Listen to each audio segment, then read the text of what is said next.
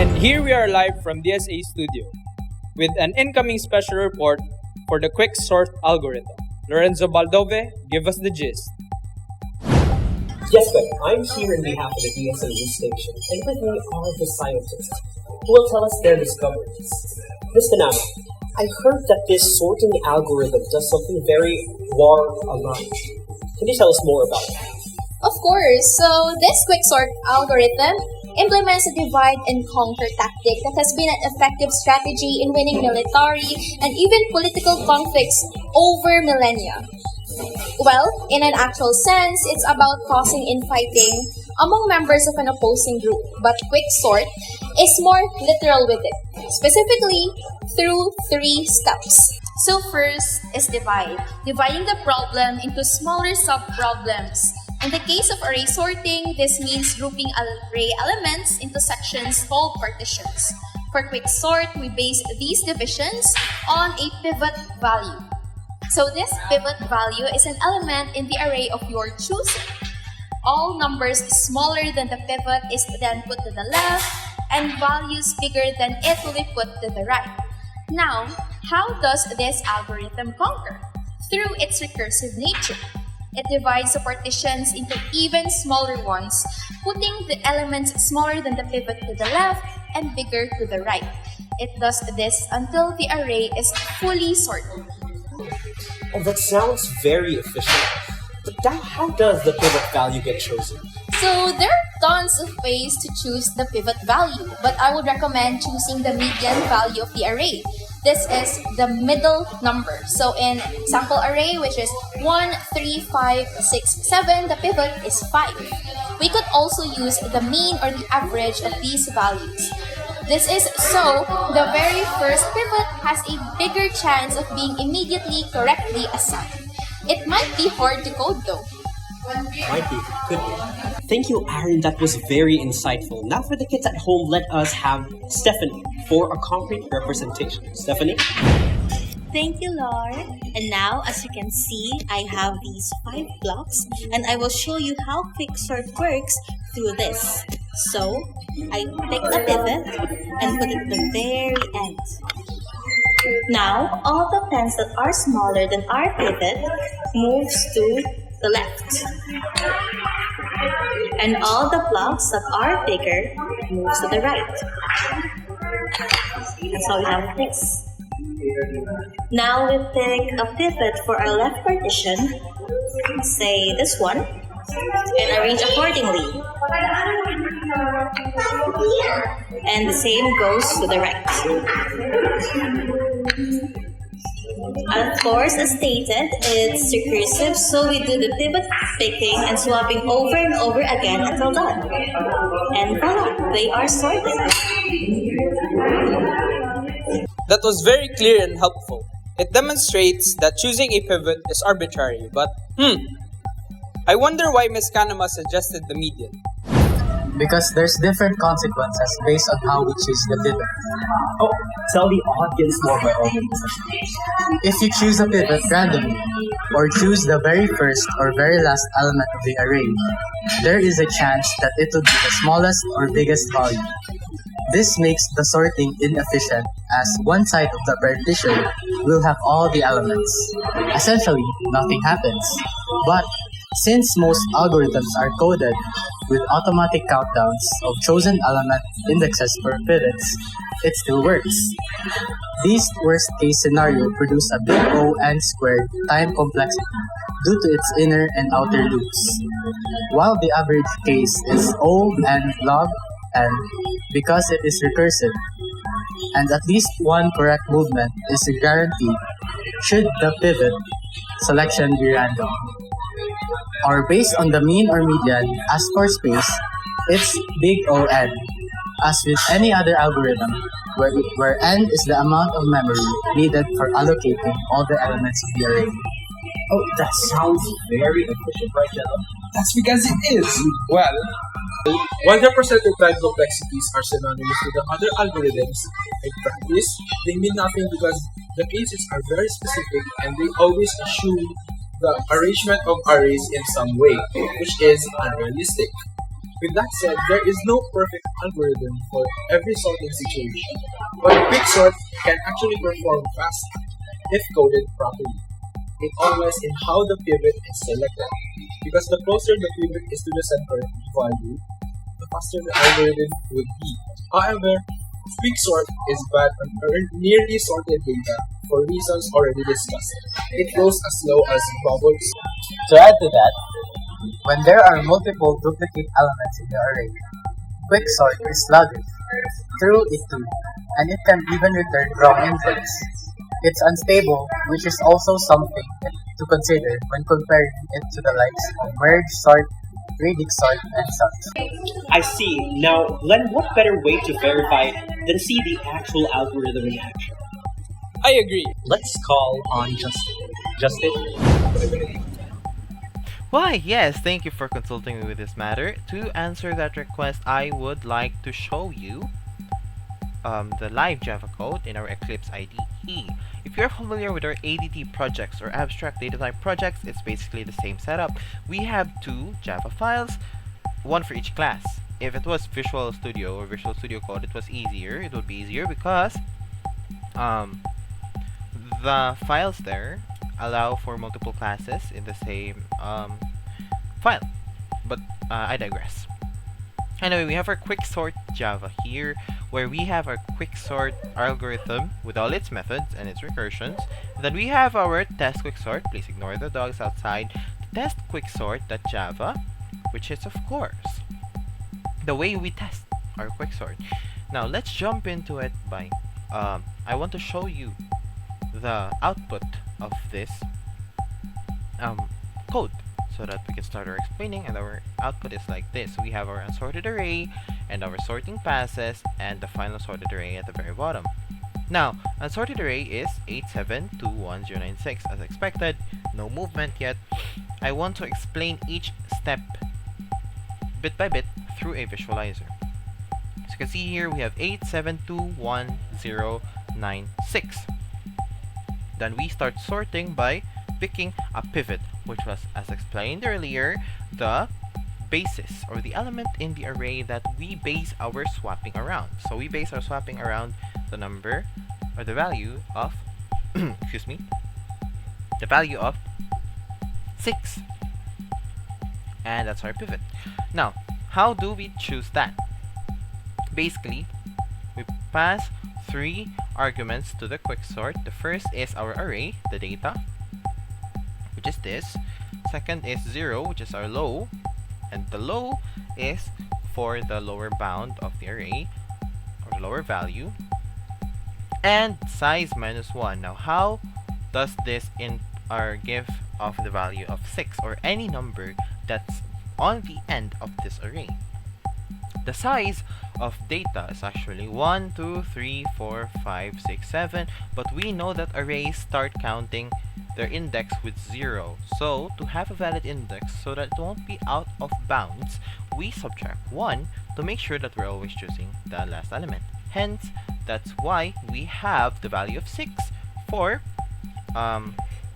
when we invoke array high, which is this, and that's what's stored in the pivot. So pivot is now 6. Now low, 0, is subtracted by 1, and that's for tracking. As you can see here, I equals -1, that's what this is, and that's for tracking our swaps. Okay, we will see later why that is very important. And basically, this is a standard loop, and we have here that if the current element that we're investigating is smaller than or equal to the pivot, that's when the swap happens. But as you can see here, 8 is already bigger than 6, so this does not activate. Nothing happens. Move to 7, nothing happens. It just keeps iterating.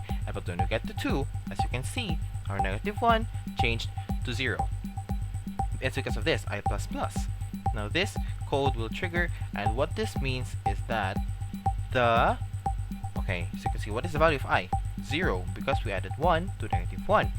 Array 0, the value of array 0 will be swapped with the current element that we're investigating. We're investigating the element of 2, and the element of the array 0 is 8, that's why they swap. Now we iterate further, and 1 is yet again smaller than 6. This code activates again, and we have 1 as our I, so array 1 is 0, 1, 7. That's why 1 and 7 swaps, because 1 is the one we're currently investigating. As you can see, they swap. And furthermore, we have 0, that's 0. And as you can't see, because I actually could not find a number stamp with 0 on it, so I just had to improvise. Now, as you can see here, our I is now 2, array I, so that's array 2, 0, 1, 2, 8, and our current investigated thing is 0, that's why 0 and 8 will swap places. And we iterate further, 9 is greater than 6, so nothing happens, and then when we get to 6, which is our pivot, the thing that would happen is this. It's another swapping thing, if you notice, and array I plus 1. Why I plus 1? As you can see here, it's I plus 1. I is 2. And it counts how many swaps happened. Okay? So it's 0, 1, 2. When we put our pivot on I plus 1, it is put after the smaller numbers, making sure that 6, our pivot, will have numbers smaller than it to its left and bigger than it, which is not affected by the swaps, to its right. That's basically why we swap our pivot when we are done iterating through each element of the array. Okay, so that's our first pass, as you can see here, 2, 1, 0, 6, 8, 9, 7. Okay. Now we go to our second pass. And as you can see here, that's how it gets partitioned. And we go through. Now, pi equals 3, where partition is. Let me explain what pi is. It's basically probably short for pivot index. Okay, we put that there. Pivot index, where are you? And here, return I plus 1. It's basically the same thing as where we put our array. So if we put 6 on array 3, our pi, which is going to be here, which is why our partition method actually returns an int variable, while our quicksort returns void because there's nothing. Our partition returns int, because it has to return I plus 1. And what is I plus 1? I plus 1 equals 3. That's why our pi here is 3. And when we process our quicksort now, our high argument, which is, you guessed it, the index of our pivot to be, is changed. So it's 3 minus 1 instead of the usual to the very end, right? So now it's 2. So it's 0, 1, 2. That's why it's 0, right? Now our low is of course still 0, and it will be and I will be a negative 1 because it's the same value. And we keep going. Now since we have our pivot, we do it all over again. I equals low minus 1, 0 minus 1. And since 2 is greater than 0, no swapping happens. 1 is greater than 0, no swapping happens. And when we get to the end, 0 and array negative 1 plus 1, so array 0 swaps. So what's at array 0? Number 2. So 0 and number 2 swap places, and the partition happens again. Now this is already sorted, right? And we can see that the code actually tells itself that it's already sorted. So you can see here the pi value that we return for here, because the partition is now based on the one that happened earlier. So I is negative 1, right? Plus 1 is 0. The expected value of pi is supposed to be 0, okay? Now, pi equals 0, which means our high, since it's pi minus 1, will be negative 1. So you can see here. And if you are adept enough with our arrays, if you put array negative 1, it will actually produce an out of bounds exception. But what happens here is that this actually goes first, so it doesn't reach this area, and it won't trigger our partition up here again. So there's no out of bounds exception that will happen, and 0 is just the negative 1 is false. But you might wonder, why is there another 0, 1, 2, 6, 8, 9, 7? And the only answer we can give you is that quicksort is Okay, it has a duplicate, and that's because quicksort is unstable, as stated earlier.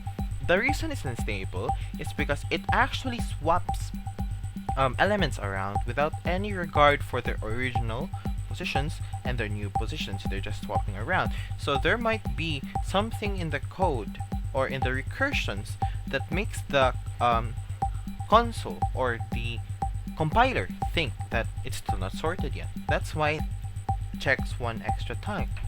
But basically, that's how duplicates can happen, and it's a demonstration that quicksort, although it's quick, it can still be detrimental to itself simply because it's unstable, because it doesn't track its elements all the time. Okay, but of course, that's why we do this. We investigate the fact that it trades some of its security and integrity and correctness for speed. Because as stated earlier, it can happen to arrays with multiple duplicates and stuff like that. We trade quicksort basically trades its exactness, its 100% correctness with speed, and that's what we're demonstrating and investigating today. Thankfully, the right half or the right subarray or the numbers to the right of 6 actually do not encounter this error. As you can see here, in this quicksort, in this recursive quicksort, our low is now pi plus 1, and that's the index after previous pivot, which is 6 as the array low, which means that we start our sub array in this area. So it's pi plus 1. 0, 1, 2, 3 plus 1, that's 4. Then our high is the rightmost element, which is the same thing here. As you can see, its high is minus 1. So since it's still high, here it's still size minus 1, which is why our chosen pivot is 7. Now we go to the next one. We do the same thing we did with the left half, and we go through it like this. I equals 4, which is low, just it's pi plus 1, minus 1, so 0, 1, 2, 3, 4. Our I is actually equal to 3, and again that's for tracking the swappings. And as you can see, since 7 is less than 8 and 8 is greater than 7, no swapping happens. 9 is greater than 7, still no swapping happens. But when we get to 7, after iterating through all the elements of the array, we finally reach the pivot. We swap 7 with the element at I plus 1, and guess what it is? 0, 1, 2, 3 plus 1, that's 4, and that's why 7 and 8 swaps. And as you can see here, it's 0, 1, 2, 6, 7, 9, 8. It's basically the same thing. Now, we go to our next recursion, because our low and high are still, this is still correct. Now, pi is actually equal to 4 here. Why? Because array I plus 1, this I plus 1 is 4, right? So that's why the return value for the pi that we're going to process now is 4. Now, the low is pi plus 1. That's why pi being 4 is now 4 plus 1. Now our value for low is 5, but I is again low minus 1. That's why 5 minus 1, I is equal to 4. And now, since 8 is our pivot and 9 is greater than 8, no swapping happens once again. And since I equals 4, 8 gets swapped to the element at I plus 1, array 5, which is 0, 1, 2, 3, 5, 0, 1, 2, 3, 4, 5, and it's of course 9. That's why they swap with each other to form the final sorted array. But we are not done yet. We have, or the code has to tell itself to stop sorting things because it's done. And it does so by checking the low and high values. As you can see here, the return value will be 4 plus 1 is 5. That's why low here is actually, the pi here is actually 5, but the low is 5 plus 1 is equal to 6. And our high is also 6 because 0, 1, 2, 3, 4, 5, 6. And now they're equal to each other, okay? 6 is equal to 6, and low is no longer less than high because again they're equal, so it's false and no more recursions happen. That's why this is the final sorted array. 0, 1, 2, 6, 7, 8, 9. And that's basically a live demonstration of the sorting code. Back to you. And bye-bye. And I thought that from its name, quicksort would be quick. Turns out there's more to passes and complexity that meets the eye. Well, now that's that all done, back to you, Gwen. And I'm afraid that concludes our time for this quick sort special report. And as always, we here at DSA Studios, thank you for watching.